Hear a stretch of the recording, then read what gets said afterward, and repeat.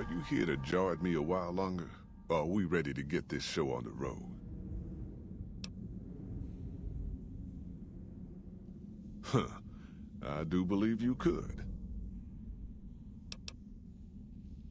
You sure about that this time? We ain't coming back for a while. Well, all right then. Let's get moving. We got a long road ahead of us.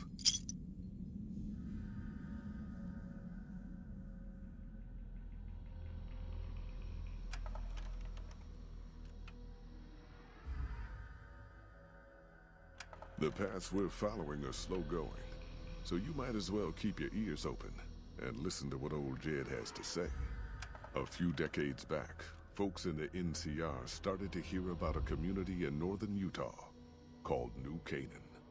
Didn't know much about them, except that they were religious folks, sent out missionaries to talk to the tribes. We've seen our share of cults, but the New Canaanites, they were honest traders. Good fighters, too. Raiders wouldn't tangle with them. But then, the Legion appeared in Arizona. I reckon you know all about them.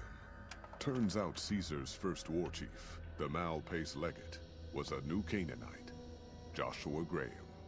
Legend goes that Graham was the meanest, toughest son of a bitch in the whole damn Legion.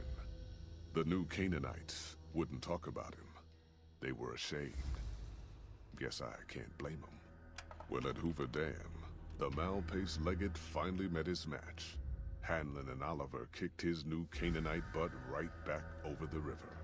Caesar had to make an example for the others, to show them that even at the highest level, failure wouldn't be tolerated.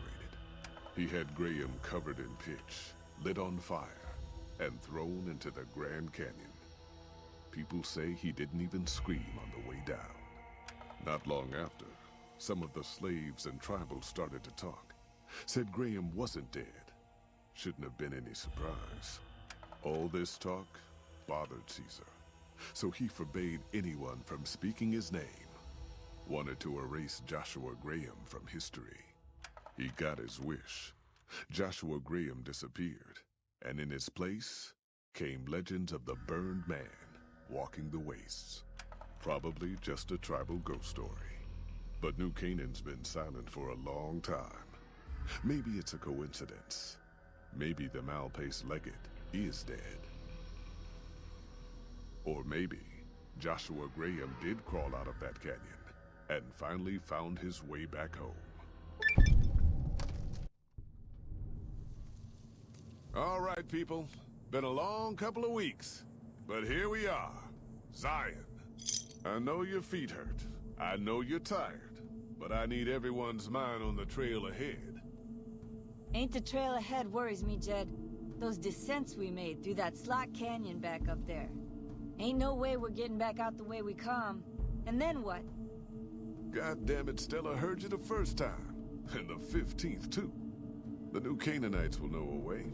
And if they don't, we've got the maps on our friend's Pip-Boy over there. Enough lollygagging.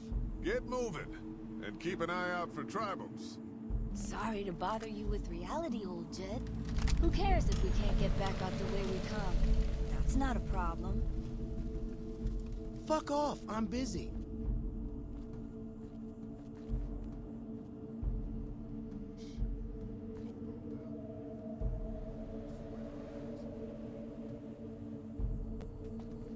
Damn it, ambush! Cover people! Watch yourselves!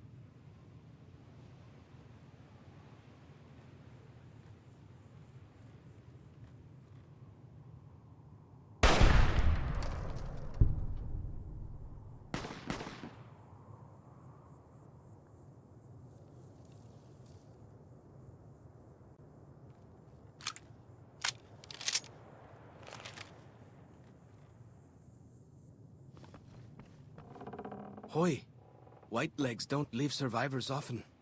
You're some kind of lucky, let me tell you. You came from outside, didn't you? From the civilized lands. Wow. Joshua will want to hear about this. Joshua Graham. He leads our tribe. Thanks to him, the dead horses are strong and safe from our enemies. He'll want to talk to anyone coming up from Southways. Guess that means just you now. Come, I can take you to him. Good sists. We head east then. Joshua is at our tribe's camp in the Eastern Virgin.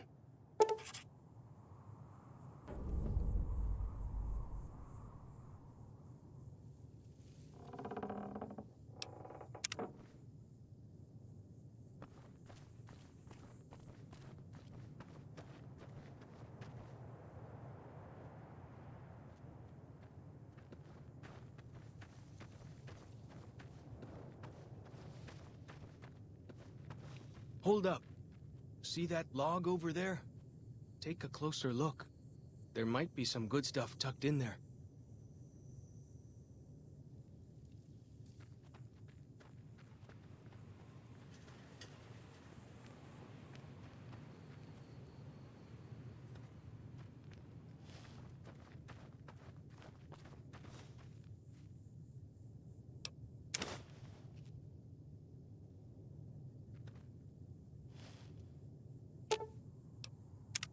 What can I tell you? Mostly it's the mountain bighorners. Whole herd of them up on the cliffs there. Usually they're not too aggressive, but lately, whew. My guess is one of the calves got lost somewhere along the way. Bighorners are communal. One missing calf, and the whole herd gets ornery. If that calf doesn't turn up soon, they might very well come down into the valley and attack the camp. Yeah? Hey, thanks. Most of the hunters don't listen when I tell them the problem. Just one thing. Try not to kill any bighorners if you can, yeah? You'll drive the herd off and we'll have to range farther on our hunts. You might try luring the baby out with some banana yucca. These bighorners go crazy for the stuff. That's great. I'll help any way I can. What can I tell you? He's been the chief of our tribe since he came back to the valley. He went off to the civilized world years ago to fight a war. That didn't go well.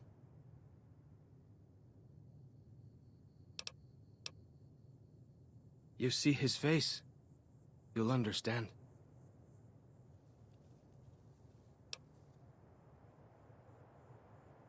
I don't know. He doesn't talk about it much. Maybe. But how can two civilized tribes fight over something as small as a dam?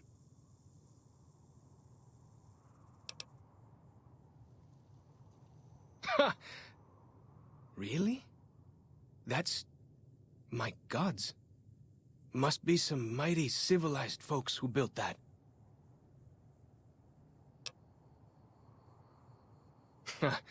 Now you sound like Joshua. He always tells me that tribal life is better, that I should stay here and forget the outside world. Ask away. Whitelegs, nasty bunch. They've been raiding deeper into Zion ever since New Canaan was wiped out. That's what Joshua said. Whitelegs came down from Great Salt Lake in force. Fell on New Canaan before they could mount a defense. Joshua found some of the survivors led by a man named Daniel. Most of them have fled the valley, but Daniel stayed on with the Sorrows tribe. He and Joshua have been arguing over whether to stand and fight the Whitelegs, or take the Sorrows and the dead horses out of the valley. That's the weird part. Normally the Whitelegs keep to the Great Salt Lake. I don't know what brought them down this far south. What can I tell you? Our advanced scouts leave chalk signs to mark places rich with game. I'm not a full scout yet, so I follow the marks and guide the hunters. Dead horses mark ourselves to commemorate our hunts. When a hunter takes a great beast, or when a youth goes on his first hunt, he gets a tattoo. We came up in the land of the dead horse, though why the back when folks called it that, I got no hint. We raided, we fought, we lost. Our enemies drove us back into Zion, and we would have died if it hadn't been for Joshua. Joshua and his Caesar. When Joshua first came to us, he was servant to a man he called Caesar. He led his master's armies, and we were ready to follow him into war. Then he lost his master's army to a tribe called NCR, the Sunset People. When he returned, he was as you saw him, burned, broken, but changed. He led us away from Caesar, led us to our own destiny in Zion. If it wasn't for Joshua, the dead horses would still be the whipping boys of the Zion Valley. He taught us how to hold our territory, to protect ourselves. He guided us away from Caesar, and showed us how Caesar would have destroyed us. Little bit. I met some of their missionaries a few times, but I've never been to their city. Joshua could tell you more. Or Daniel, I imagine. We decorate our clubs with them to honor Joshua Graham. They were the weapons of his old tribe, so now they are ours. Can't say they seem that dangerous to me, but Joshua says they won the West.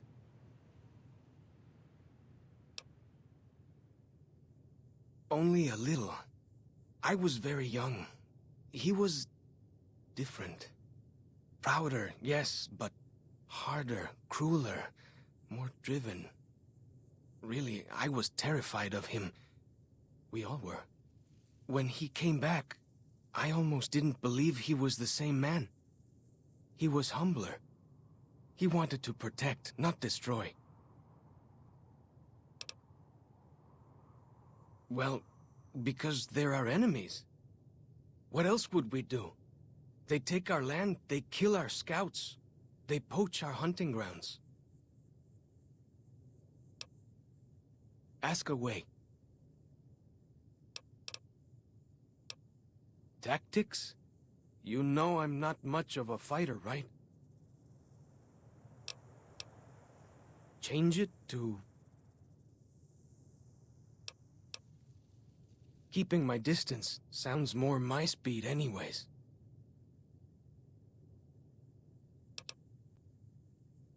Now you're thinking like a hunter. I like this plan.